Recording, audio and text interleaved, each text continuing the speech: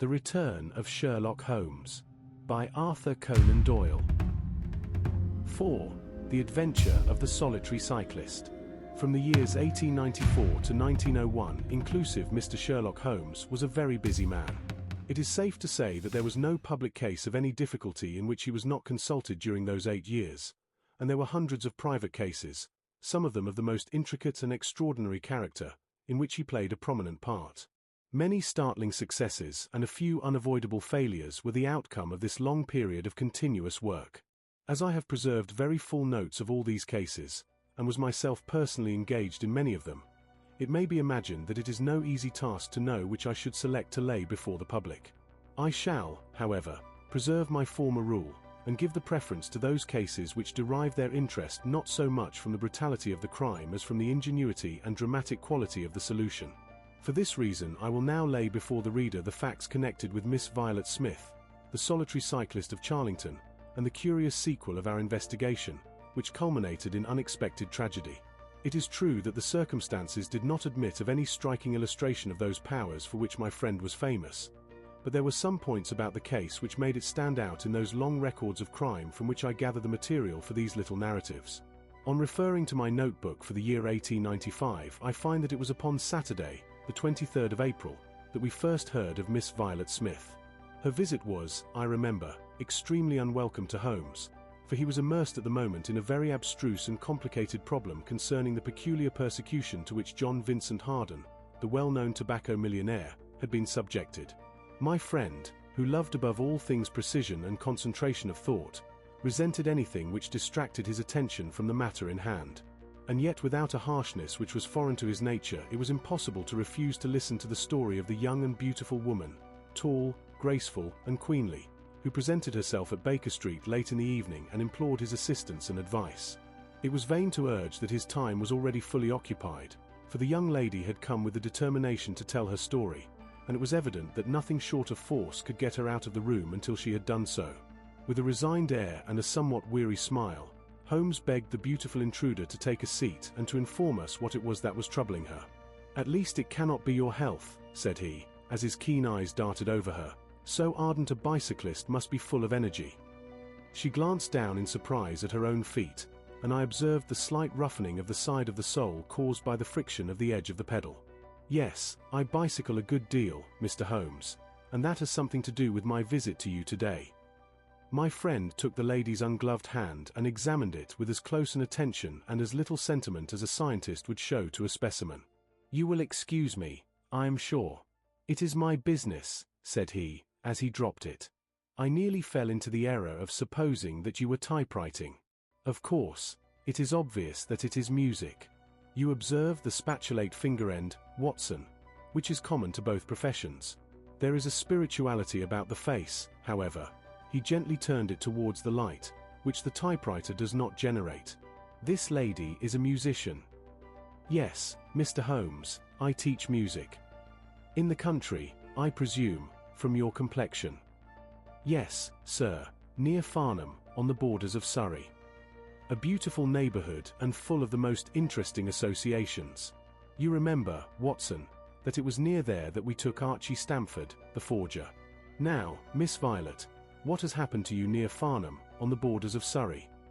The young lady, with great clearness and composure, made the following curious statement. "My father is dead, Mr. Holmes. He was James Smith, who conducted the orchestra at the old Imperial Theatre. My mother and I were left without a relation in the world except one uncle, Ralph Smith, who went to Africa 25 years ago, and we have never had a word from him since. When father died we were left very poor. But one day we were told that there was an advertisement in the Times inquiring for our whereabouts. You can imagine how excited we were, for we thought that someone had left us a fortune. We went at once to the lawyer whose name was given in the paper. There we met two gentlemen, Mr. Carruthers and Mr. Woodley, who were home on a visit from South Africa. They said that my uncle was a friend of theirs, that he died some months before in great poverty in Johannesburg, and that he had asked them with his last breath to hunt up his relations and see that they were in no want. It seemed strange to us that Uncle Ralph, who took no notice of us when he was alive, should be so careful to look after us when he was dead. But Mr. Carruthers explained that the reason was that my uncle had just heard of the death of his brother, and so felt responsible for our fate. "Excuse me," said Holmes, "when was this interview?" "Last December, 4 months ago." "Pray proceed." Mr. Woodley seemed to me to be a most odious person. He was forever making eyes at me, a coarse, puffy-faced, red-moustached young man, with his hair plastered down on each side of his forehead. I thought that he was perfectly hateful, and I was sure that Cyril would not wish me to know such a person. "Oh, Cyril is his name," said Holmes, smiling. The young lady blushed and laughed. "Yes, Mr. Holmes, Cyril Morton, an electrical engineer, and we hope to be married at the end of the summer." Dear me, how did I get talking about him? What I wished to say was that Mr. Woodley was perfectly odious, but that Mr. Carruthers, who was a much older man, was more agreeable. He was a dark, sallow, clean-shaven, silent person, but he had polite manners and a pleasant smile. He inquired how we were left, and on finding that we were very poor he suggested that I should come and teach music to his only daughter, aged 10. I said that I did not like to leave my mother, on which he suggested that I should go home to her every weekend, and he offered me 100 a year, which was certainly splendid pay. So it ended by my accepting, and I went down to Chiltern Grange, about 6 miles from Farnham. Mr. Carruthers was a widower, but he had engaged a lady housekeeper, a very respectable, elderly person, called Mrs. Dixon, to look after his establishment. The child was a dear, and everything promised well. Mr. Carruthers was very kind and very musical, and we had most pleasant evenings together. Every weekend I went home to my mother in town. The first flaw in my happiness was the arrival of the red-moustached Mr. Woodley. He came for a visit of a week, and oh, it seemed 3 months to me. He was a dreadful person, a bully to everyone else, but to me something infinitely worse.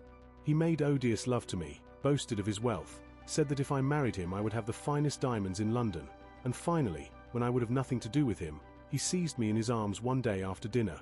He was hideously strong, and he swore that he would not let me go until I had kissed him. Mr. Carruthers came in and tore him off from me, on which he turned upon his own host, knocking him down and cutting his face open. That was the end of his visit, as you can imagine. Mr. Carruthers apologized to me next day, and assured me that I should never be exposed to such an insult again. I have not seen Mr. Woodley since. And now, Mr. Holmes, I come at last to the special thing which has caused me to ask your advice today. You must know that every Saturday forenoon I ride on my bicycle to Farnham Station in order to get the 12.22 to town. The road from Chiltern Grange is a lonely one, and at one spot it is particularly so, for it lies for over a mile between Charlington Heath upon one side and the woods which lie round Charlington Hall upon the other.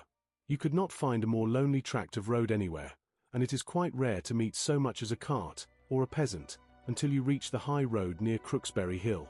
2 weeks ago I was passing this place when I chanced to look back over my shoulder, and about 200 yards behind me I saw a man, also on a bicycle. He seemed to be a middle-aged man, with a short, dark beard. I looked back before I reached Farnham, but the man was gone, so I thought no more about it. But you can imagine how surprised I was, Mr. Holmes, when on my return on the Monday I saw the same man on the same stretch of road. My astonishment was increased when the incident occurred again, exactly as before, on the following Saturday and Monday. He always kept his distance and did not molest me in any way, but still it certainly was very odd. I mentioned it to Mr. Carruthers, who seemed interested in what I said, and told me that he had ordered a horse and trap, so that in future I should not pass over these lonely roads without some companion. The horse and trap were to have come this week, but for some reason they were not delivered, and again I had to cycle to the station. That was this morning. You can think that I looked out when I came to Charlington Heath, and there, sure enough, was the man, exactly as he had been the 2 weeks before. He always kept so far from me that I could not clearly see his face, but it was certainly someone whom I did not know. He was dressed in a dark suit with a cloth cap. The only thing about his face that I could clearly see was his dark beard. Today I was not alarmed, but I was filled with curiosity, and I determined to find out who he was and what he wanted. I slowed down my machine, but he slowed down his. Then I stopped altogether, but he stopped also. Then I laid a trap for him. There is a sharp turning of the road, and I pedalled very quickly round this, and then I stopped and waited. I expected him to shoot round and pass me before he could stop, but he never appeared. Then I went back and looked round the corner. I could see a mile of road, but he was not on it. To make it the more extraordinary, there was no side road at this point down which he could have gone. Holmes chuckled and rubbed his hands.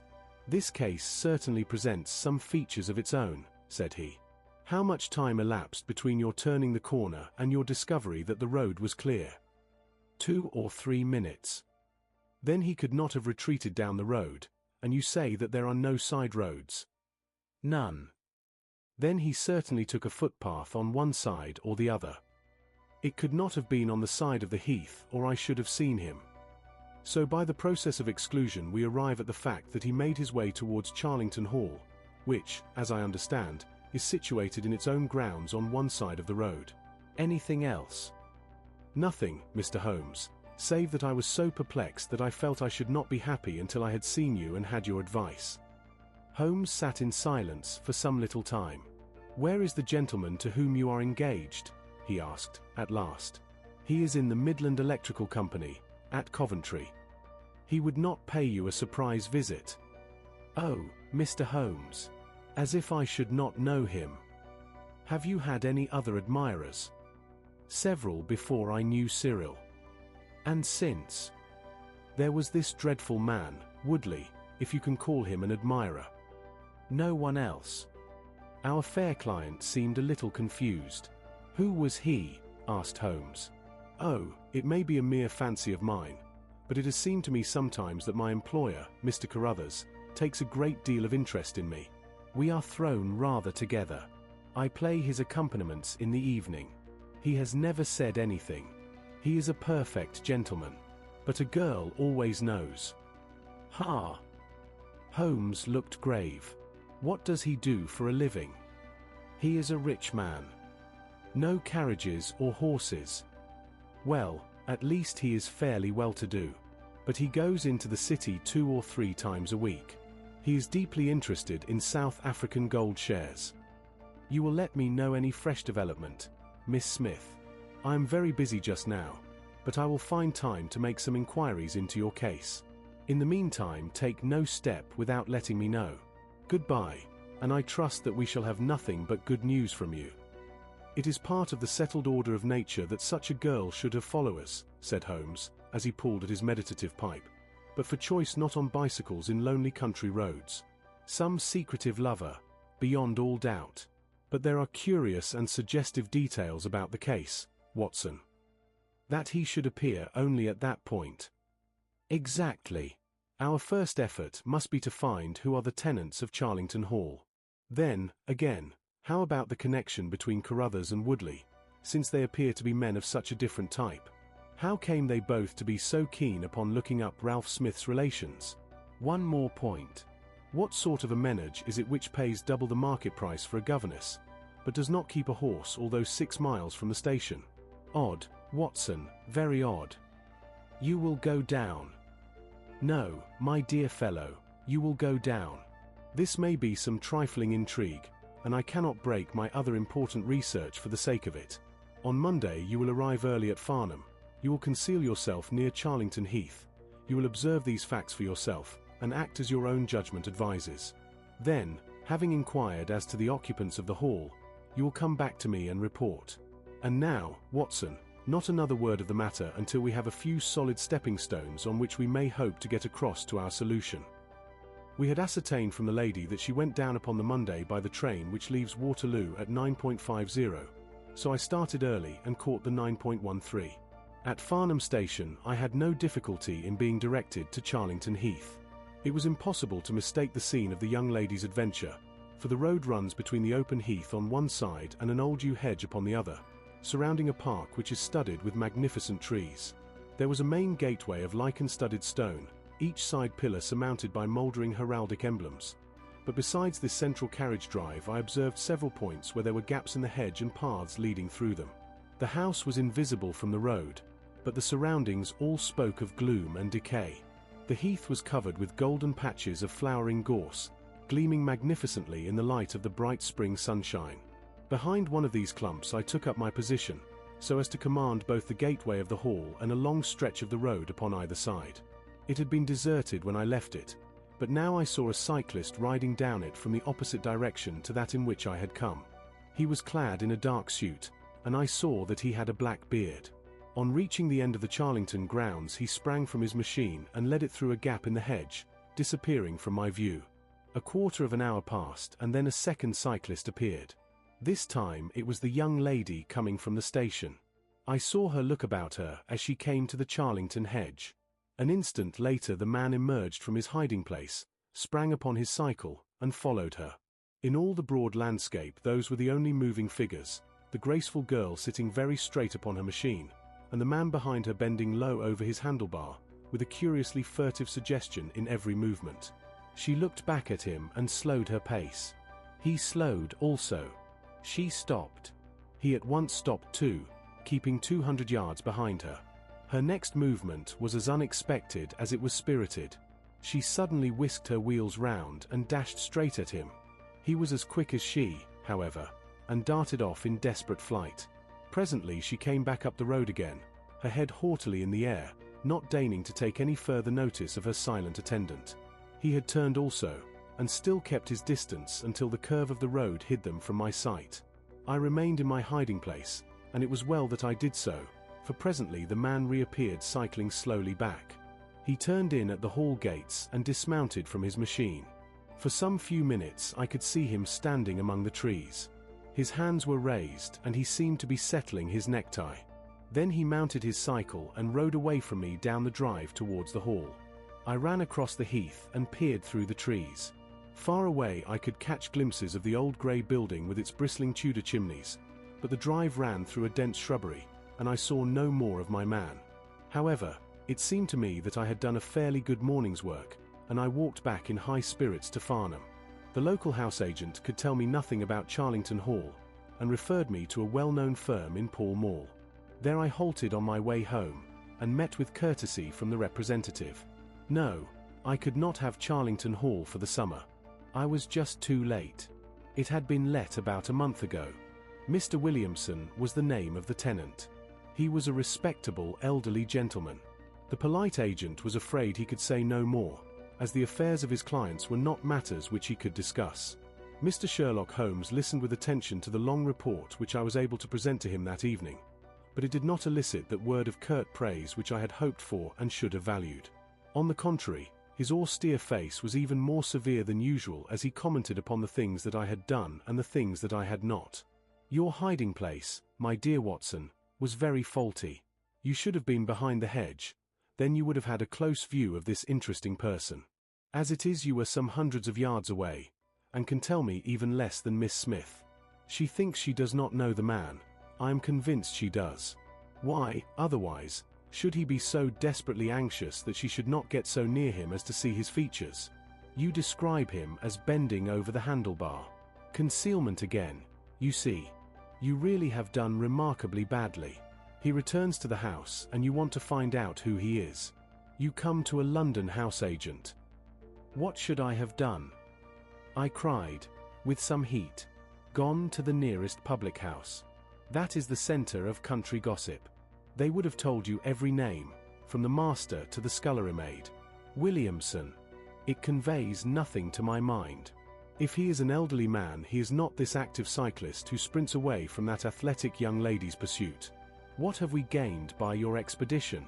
The knowledge that the girl's story is true. I never doubted it. That there is a connection between the cyclist and the hall. I never doubted that either. That the hall is tenanted by Williamson. Who's the better for that? Well, my dear sir, don't look so depressed. We can do little more until next Saturday, and in the meantime I may make one or two inquiries myself. Next morning we had a note from Miss Smith, recounting shortly and accurately the very incidents which I had seen, but the pith of the letter lay in the postscript. I am sure that you will respect my confidence, Mr. Holmes, when I tell you that my place here has become difficult owing to the fact that my employer has proposed marriage to me. I am convinced that his feelings are most deep and most honourable. At the same time my promise is, of course, given. He took my refusal very seriously, but also very gently. You can understand, however, that the situation is a little strained. Our young friend seems to be getting into deep waters, said Holmes, thoughtfully, as he finished the letter.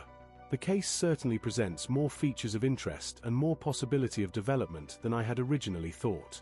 I should be none the worse for a quiet, peaceful day in the country, and I am inclined to run down this afternoon and test one or two theories which I have formed." Holmes's quiet day in the country had a singular termination, for he arrived at Baker Street late in the evening with a cut lip and a discolored lump upon his forehead, besides a general air of dissipation which would have made his own person the fitting object of a Scotland Yard investigation. He was immensely tickled by his own adventures, and laughed heartily as he recounted them. "I get so little active exercise that it is always a treat," said he. "You are aware that I have some proficiency in the good old British sport of boxing. Occasionally it is of service. Today, for example, I should have come to very ignominious grief without it." I begged him to tell me what had occurred. "I found that country pub which I had already recommended to your notice, and there I made my discreet inquiries. I was in the bar, and a garrulous landlord was giving me all that I wanted. Williamson is a white-bearded man, and he lives alone with a small staff of servants at the Hall. There is some rumor that he is or has been a clergyman, but one or two incidents of his short residence at the Hall struck me as peculiarly unecclesiastical. I have already made some inquiries at a clerical agency, and they tell me that there was a man of that name in orders whose career has been a singularly dark one. The landlord further informed me that there are usually weekend visitors, a warm lot, sir, at the Hall, and especially one gentleman with a red moustache, Mr. Woodley by name, who was always there. We had got as far as this when who should walk in but the gentleman himself, who had been drinking his beer in the tap-room and had heard the whole conversation. Who was I? What did I want? What did I mean by asking questions? He had a fine flow of language, and his adjectives were very vigorous. He ended a string of abuse by a vicious backhander which I failed to entirely avoid. The next few minutes were delicious. It was a straight left against a slogging ruffian. I emerged as you see me. Mr. Woodley went home in a cart. So ended my country trip, and it must be confessed that, however enjoyable, my day on the Surrey border has not been much more profitable than your own. The Thursday brought us another letter from our client. "You will not be surprised, Mr. Holmes," said she, "to hear that I am leaving Mr. Carruthers's employment. Even the high pay cannot reconcile me to the discomforts of my situation. On Saturday I come up to town and I do not intend to return. Mr. Carruthers has got a trap, and so the dangers of the lonely road, if there ever were any dangers, are now over.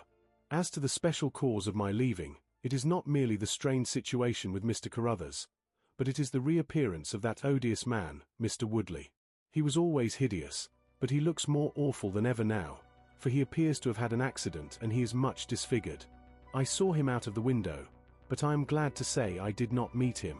He had a long talk with Mr. Carruthers, who seemed much excited afterwards. Woodley must be staying in the neighborhood, for he did not sleep here, and yet I caught a glimpse of him again this morning slinking about in the shrubbery. I would sooner have a savage wild animal loose about the place. I loathe and fear him more than I can say. How can Mr. Carruthers endure such a creature for a moment? However, all my troubles will be over on Saturday." "So I trust, Watson, so I trust," said Holmes, gravely. "There is some deep intrigue going on round that little woman, and it is our duty to see that no one molests her upon that last journey. I think, Watson, that we must spare time to run down together on Saturday morning, and make sure that this curious and inconclusive investigation has no untoward ending." I confess that I had not up to now taken a very serious view of the case, which had seemed to me rather grotesque and bizarre than dangerous. That a man should lie in wait for and follow a very handsome woman is no unheard of thing, and if he had so little audacity that he not only dared not address her, but even fled from her approach, he was not a very formidable assailant. The ruffian Woodley was a very different person, but, except on one occasion, he had not molested our client, and now he visited the house of Carruthers without intruding upon her presence. The man on the bicycle was doubtless a member of those weekend parties at the Hall of which the publican had spoken, but who he was or what he wanted was as obscure as ever. It was the severity of Holmes's manner and the fact that he slipped a revolver into his pocket before leaving our rooms which impressed me with the feeling that tragedy might prove to lurk behind this curious train of events. A rainy night had been followed by a glorious morning, and the heath-covered countryside with the glowing clumps of flowering gorse seemed all the more beautiful to eyes which were weary of the duns and drabs and slate greys of London. Holmes and I walked along the broad, sandy road, inhaling the fresh morning air and rejoicing in the music of the birds and the fresh breath of the spring. From a rise of the road on the shoulder of Crooksbury Hill we could see the grim hall bristling out from amidst the ancient oaks, which, old as they were still younger than the building which they surrounded. Holmes pointed down the long tract of road which wound, a reddish-yellow band, between the brown of the heath and the budding green of the woods. Far away, a black dot, we could see a vehicle moving in our direction. Holmes gave an exclamation of impatience. "I had given a margin of half an hour," said he. "If that is her trap, she must be making for the earlier train. I fear, Watson, that she will be past Charlington before we can possibly meet her." From the instant that we passed the rise we could no longer see the vehicle, but we hastened onwards at such a pace that my sedentary life began to tell upon me, and I was compelled to fall behind. Holmes, however, was always in training, for he had inexhaustible stores of nervous energy upon which to draw. His springy step never slowed until suddenly, when he was 100 yards in front of me, he halted, and I saw him throw up his hand with a gesture of grief and despair. At the same instant an empty dog-cart, the horse cantering, the reins trailing, appeared round the curve of the road and rattled swiftly towards us. "Too late, Watson, too late," cried Holmes, as I ran panting to his side. "Fool that I was not to allow for that earlier train. It's abduction, Watson, abduction. Murder. Heaven knows what. Block the road. Stop the horse. That's right. Now, jump in, and let us see if I can repair the consequences of my own blunder." We had sprung into the dog-cart, and Holmes, after turning the horse, gave it a sharp cut with the whip, and we flew back along the road. As we turned the curve, the whole stretch of road between the hall and the heath was opened up. I grasped Holmes's arm. "That's the man," I gasped. A solitary cyclist was coming towards us. His head was down and his shoulders rounded as he put every ounce of energy that he possessed onto the pedals. He was flying like a racer. Suddenly he raised his bearded face, saw us close to him, and pulled up, springing from his machine. That coal-black beard was in singular contrast to the pallor of his face, and his eyes were as bright as if he had a fever. He stared at us and at the dog-cart. Then a look of amazement came over his face. "Hello! Stop there!" he shouted, holding his bicycle to block our road. "Where did you get that dog-cart? Pull up, man!" he yelled, drawing a pistol from his side pocket. "Pull up, I say, or, by George, I'll put a bullet into your horse." Holmes threw the reins into my lap and sprang down from the cart. "You're the man we want to see. Where is Miss Violet Smith?" he said, in his quick, clear way. "That's what I'm asking you. You're in her dog-cart. You ought to know where she is." We met the dog-cart on the road. There was no one in it. We drove back to help the young lady. "Good Lord! Good Lord! What shall I do?" cried the stranger, in an ecstasy of despair. "They've got her, that hellhound Woodley and the blackguard parson. Come, man, come, if you really are her friend. Stand by me and we'll save her, if I have to leave my carcass in Charlington Wood." He ran distractedly, his pistol in his hand, towards a gap in the hedge. Holmes followed him, and I, leaving the horse grazing beside the road, followed Holmes. "This is where they came through," said he, pointing to the marks of several feet upon the muddy path. "Hello! Stop a minute. Who's this in the bush?" It was a young fellow about 17, dressed like an ostler, with leather cords and gaiters. He lay upon his back, his knees drawn up, a terrible cut upon his head. He was insensible, but alive. A glance at his wound told me that it had not penetrated the bone. "That's Peter, the groom," cried the stranger. "He drove her. The beasts have pulled him off and clubbed him. Let him lie. We can't do him any good, but we may save her from the worst fate that can befall a woman." We ran frantically down the path, which wound among the trees. We had reached the shrubbery which surrounded the house when Holmes pulled up. They didn't go to the house. Here are their marks on the left, here, beside the laurel bushes. "Ah, I said so." As he spoke, a woman's shrill scream, a scream which vibrated with a frenzy of horror, burst from the thick green clump of bushes in front of us.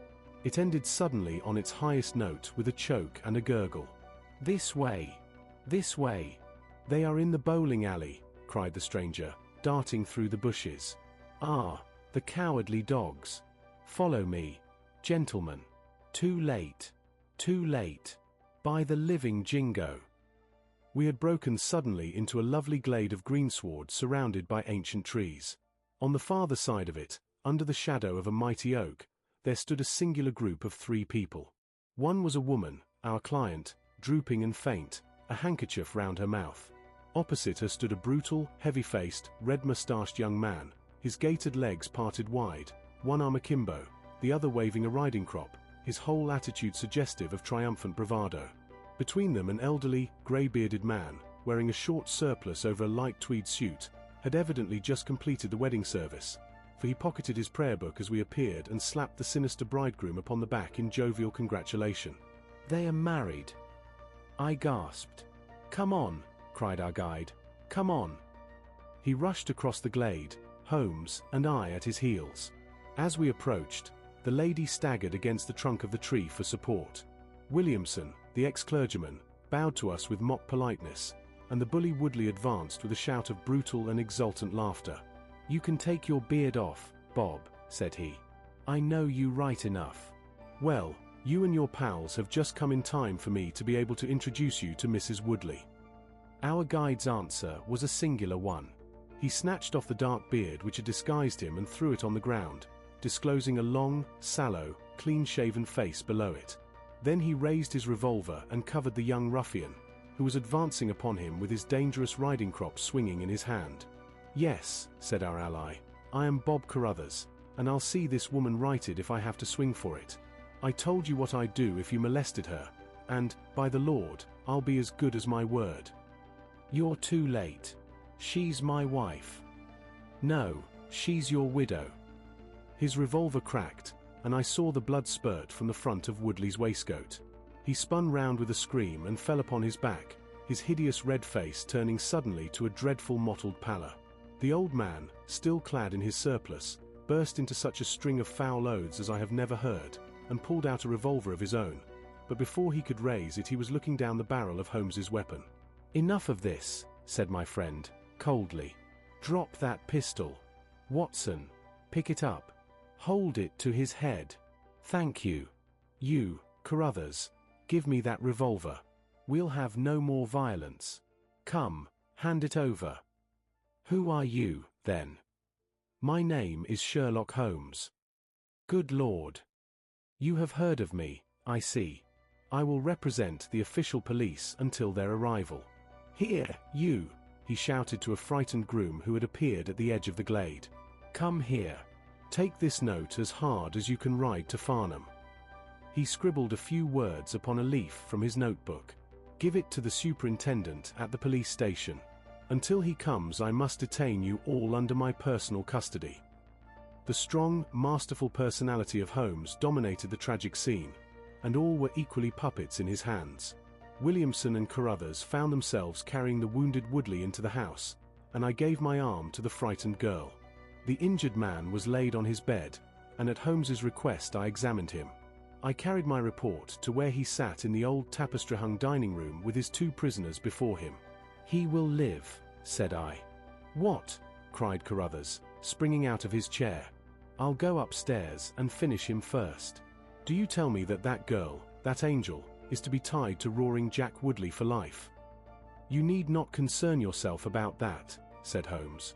"There are 2 very good reasons why she should under no circumstances be his wife. In the first place, we are very safe in questioning Mr. Williamson's right to solemnize a marriage." "I have been ordained," cried the old rascal, "and also unfrocked.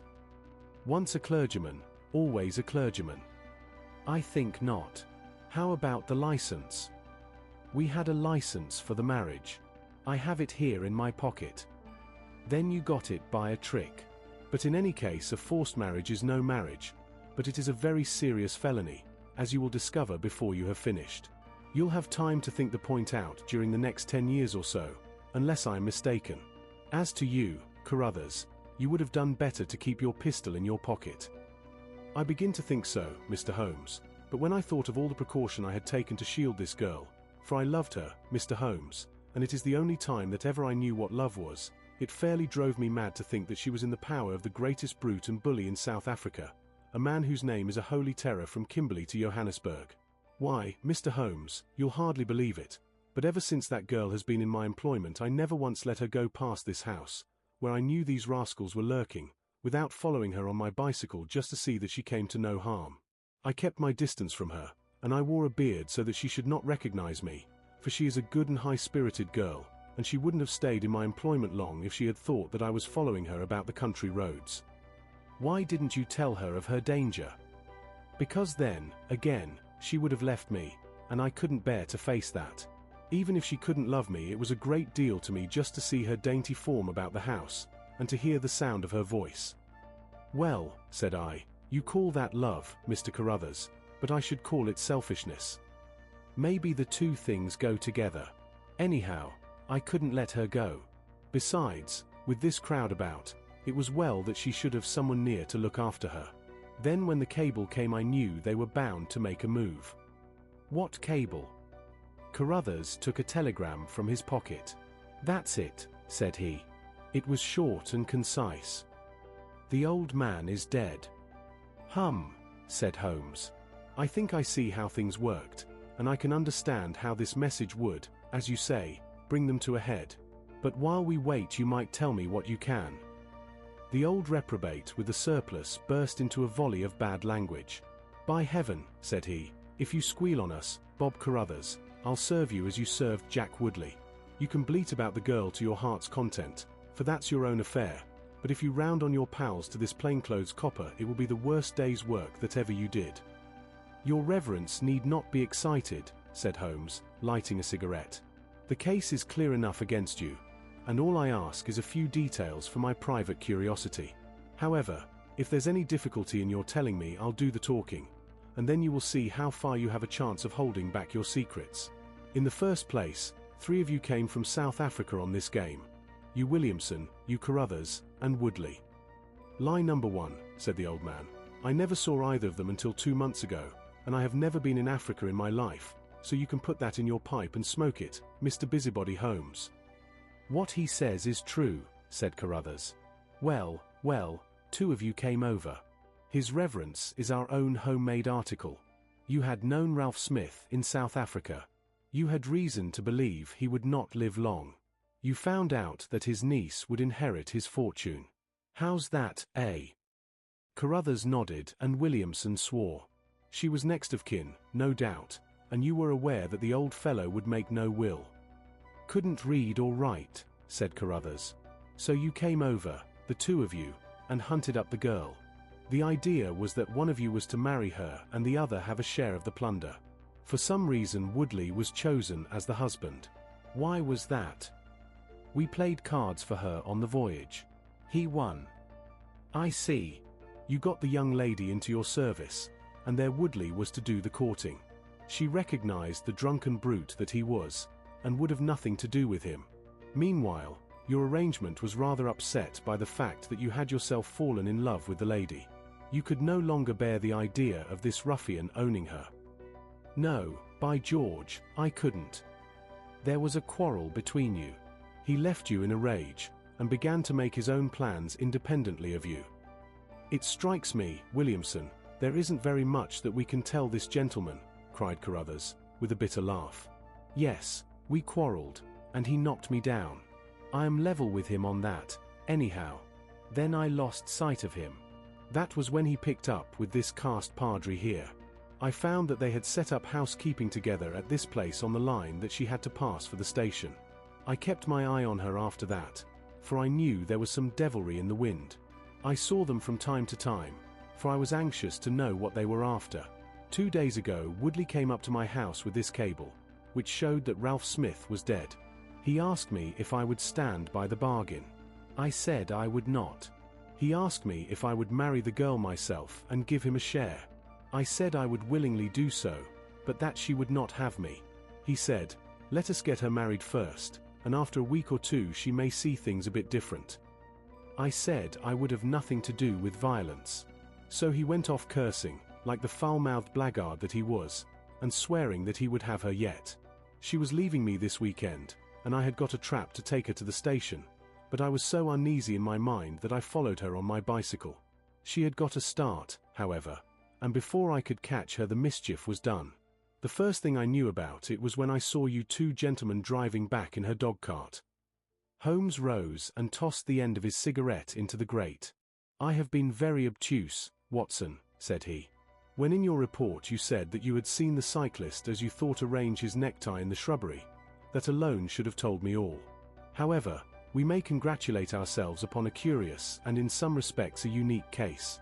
I perceive 3 of the county constabulary in the drive, and I am glad to see that the little ostler is able to keep pace with them. So it is likely that neither he nor the interesting bridegroom will be permanently damaged by their morning's adventures. I think, Watson, that in your medical capacity you might wait upon Miss Smith and tell her that if she is sufficiently recovered we shall be happy to escort her to her mother's home. If she is not quite convalescent you will find that a hint that we were about to telegraph to a young electrician in the Midlands would probably complete the cure. As to you, Mr. Carruthers, I think that you have done what you could to make amends for your share in an evil plot. There is my card, sir, and if my evidence can be of help to you in your trial it shall be at your disposal.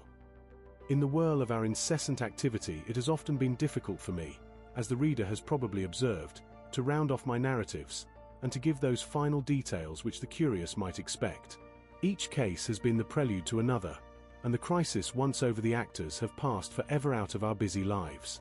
I find, however, a short note at the end of my manuscripts dealing with this case, in which I have put it upon record that Miss Violet Smith did indeed inherit a large fortune, and that she is now the wife of Cyril Morton, the senior partner of Morton and Kennedy, the famous Westminster electricians.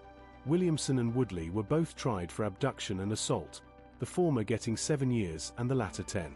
Of the fate of Carruthers I have no record, but I am sure that his assault was not viewed very gravely by the court, since Woodley had the reputation of being a most dangerous ruffian, and I think that a few months were sufficient to satisfy the demands of justice.